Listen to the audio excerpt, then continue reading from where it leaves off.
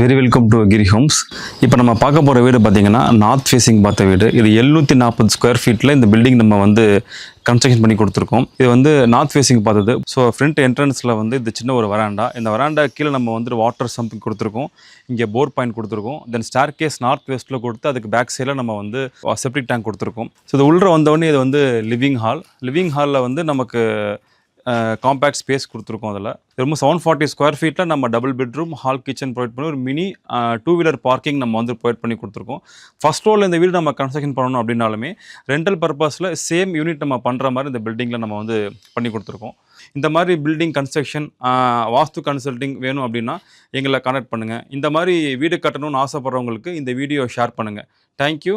Thanks for வாட்சிங் கிரி Holmes. இந்த வீடியோவோட ஃபுல் லிங்க் பார்த்தீங்கன்னா டிஸ்கிரிப்ஷனில் நான் வந்துட்டு ஷேர் பண்ணியிருக்கேன். மறக்காமல் பாருங்கள்.